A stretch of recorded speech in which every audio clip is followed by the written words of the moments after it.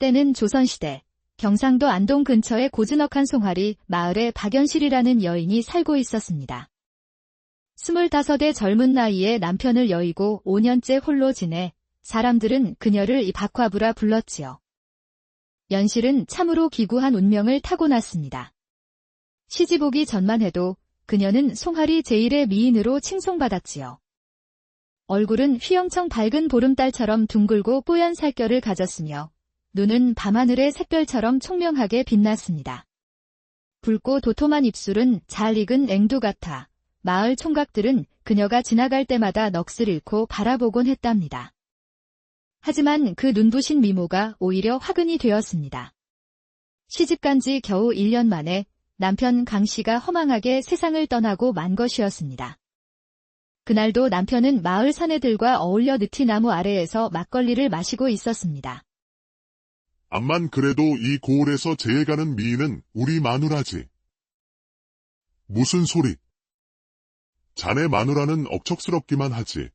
곱기로는 우리 집사람을 따라올 리가 없다네? 옥신각신하던 중 술에 취한 김서방이 음흉한 미소를 지으며 말했습니다. 자네들 다 조용히 하게. 진짜 미인은 따로 있지. 바로 강서방댁 연실이 아니겠나? 그 눈처럼 하얀 살결에 봉긋한 가슴을 생각하면 나 같으면 밤마다 품에 안고 자느라 농사일도 손에 안 잡히겠네? 허허. 허허. 김서방 말이 맞네? 강서방은 참 복도 많지. 그런 절세미인을 매일 밤 품고 사니 말이야. 이 말을 들은 남편 강 씨가 피가 거꾸로 솟는 듯 분노하며 버럭 소리쳤습니다. 이놈들아! 감히 내 아내를 두고 그런 더러운 소리를 입에 담다니. 아이고, 강서방. 그냥 농으로 한 소리인데 뭘 그리 정색을 하고 그러나. 농이라고. 남의 아내를 욕보이는 것이 농담이란 말이냐. 당장 그 더러운 입으로 사과하지 못할까. 결국 말다툼은 주먹다짐으로 번졌고 싸우던 강 씨는 그만 발을 헛디뎌 뒤에 있던 바위에 머리를 세게 부딪혀 그 자리에서 즉사하고 말았습니다. 이 기막힌 일로 연실은 25 나이에 과부가 되었습니다. 시댁에서는 며느리의 미모 때문에 아들이 죽었다며 그녀를 구박했고 친정에서도 소박맞은 딸이라며 받아주지 않았습니다. 갈 곳 없던 연실은 남편이 남겨준 작은 초가집에서 홀로 힘겹게 살아가야 했습니다. 과부가 된 지 벌써 5년, 이제 30이 된 연실은 여전히 아름다웠지만 그 아름다운 뒤에는 깊은 외로움과 서러움이 그림자처럼 드리워져 있었습니다. 밤이 되면 텅 빈 방에 홀로 누워 천장을 바라보며 남편과 함께했던 짧은 시절을 그리워하다 눈물로 베개를 적시곤 했습니다. 마을 남자들은 밤마다 그녀의 집 주위를 어슬렁거렸고 아낙네들은 자기 남편이 연실에게 흑심을 품을까 봐 그녀를 곱지 않은 시선으로 바라보았습니다. 저 여자 때문에 우리 마을 분위기만 흐려져. 곱게 제가나 할 것이지 왜 저러고 혼자 산다나 몰라. 쯧쯧, 분명 무슨 꿍꿍이가 있을 거야. 조심해야 해. 하지만 연실은 죽은 남편의 무덤 앞에서 평생 수절하겠다고 맹세했기에 꿋꿋이 외로운 날들을 견뎌냈습니다. 그러던 어느 겨울밤, 연실의 운명을 뒤바꿀 사건이 일어났습니다. 그날은 정월 대보름을 며칠 앞둔 눈이 펑펑 쏟아지는 추운 밤이었습니다. 연실은 이른 저녁을 먹고 잠자리에 들었습니다. 그런데 한밤중쯤 되었을까 밖에서 바스락거리는 소리가 들려왔습니다.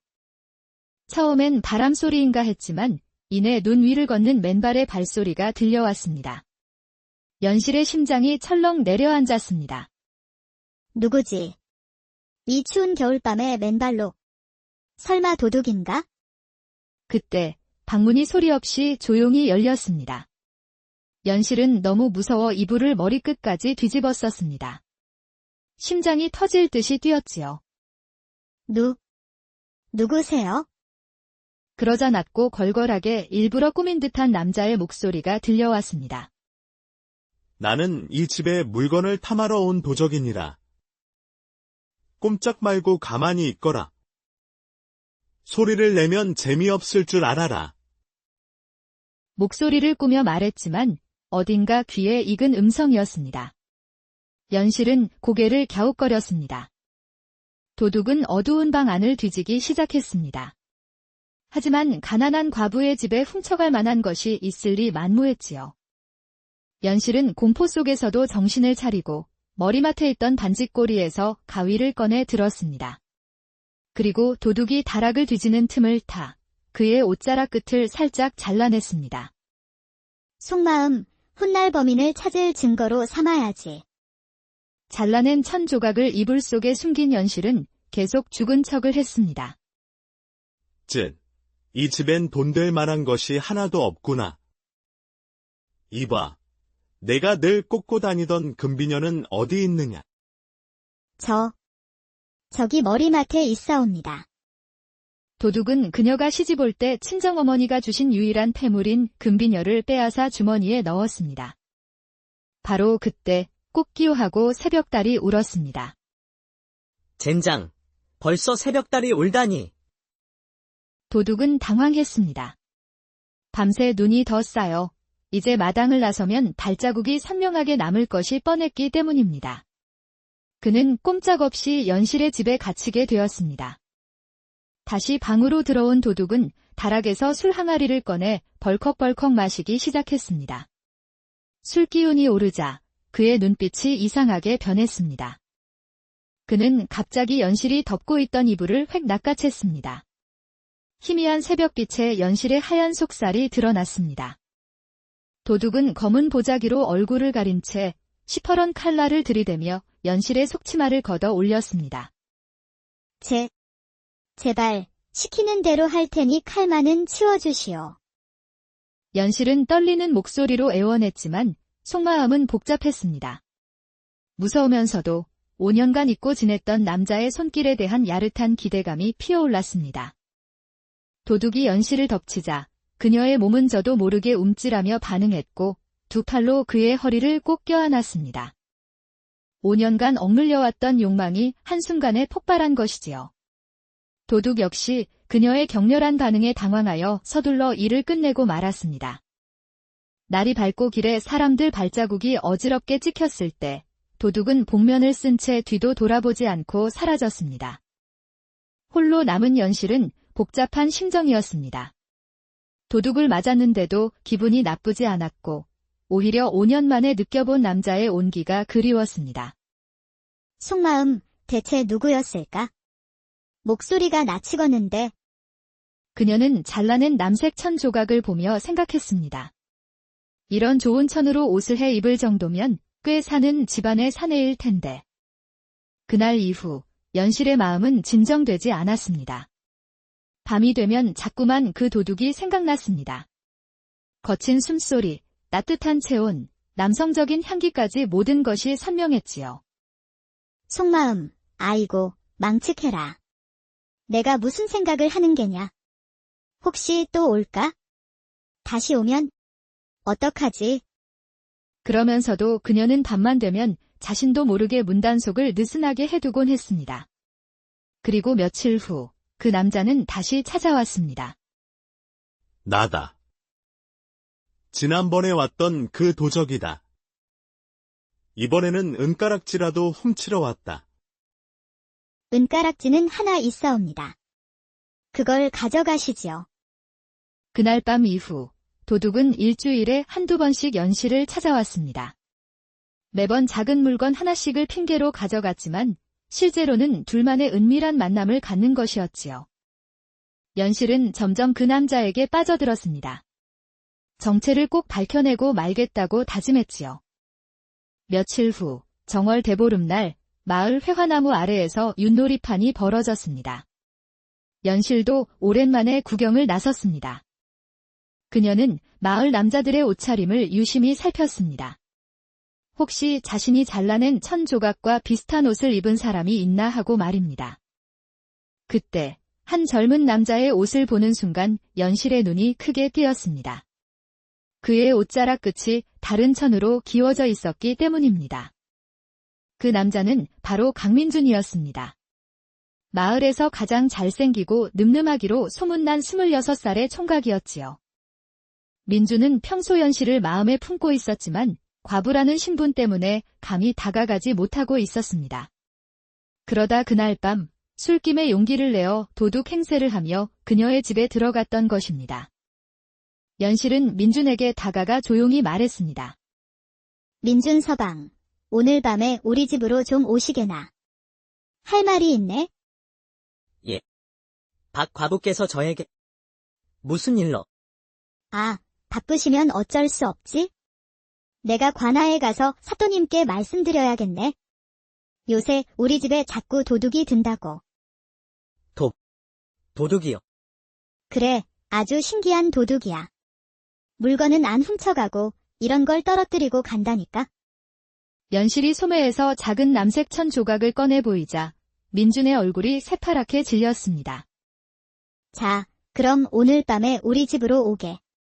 이번에는 담장 넘지 말고 대문으로 당당하게 들어오게나. 알겠지? 그날 밤 민준은 벌벌 떨며 연실의 집을 찾아갔습니다. 안방에는 따뜻한 닭백숙과 술상이 차려져 있었지요. 연실은 그에게 잘라냈던 옷조각을 돌려주며 빙그레 웃었습니다. 언제부터 알고 계셨습니까? 처음부터 알고 있었다네. 자네 목소리를 내가 모를까봐. 아무리 변조해도 소용없었지. 그럼 왜 그동안 모르는 척 하셨습니까?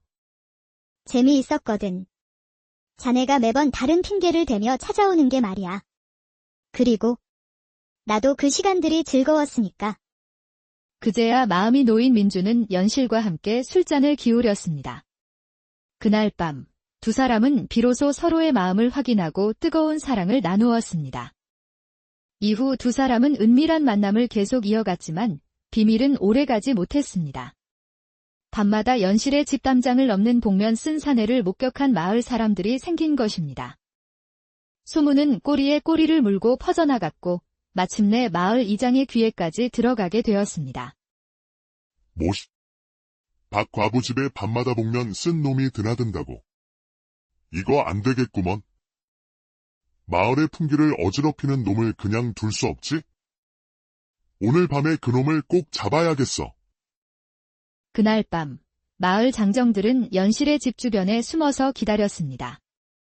한밤중이 되자 어김없이 복면을 쓴 민준이 나타나 담장을 넘으려 했습니다.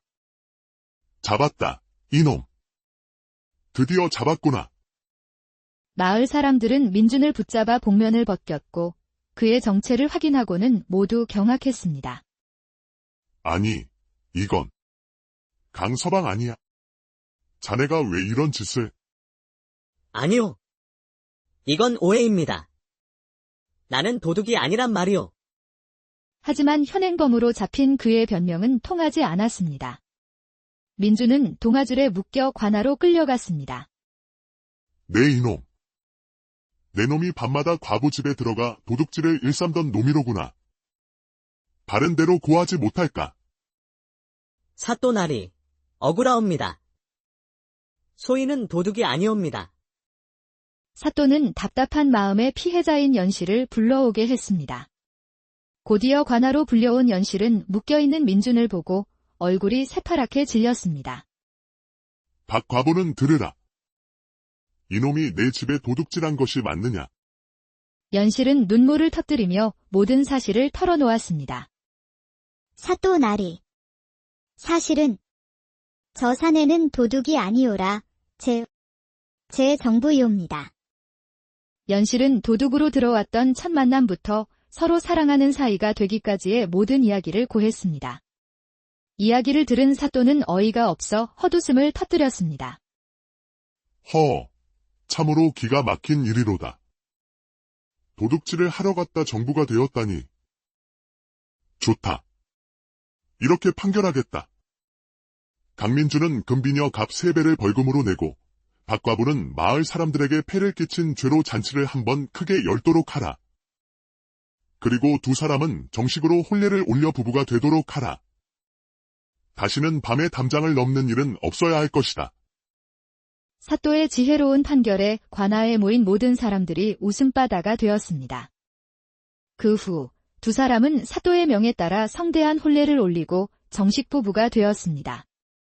마을 사람들도 이 기묘한 인연을 축복해 주었지요. 1년 뒤 두 사람 사이에서 옥동자가 태어났습니다. 아이의 이름은 기훈이라 지었는데 기이한 인연으로 하늘의 운을 받았다는 뜻이었지요.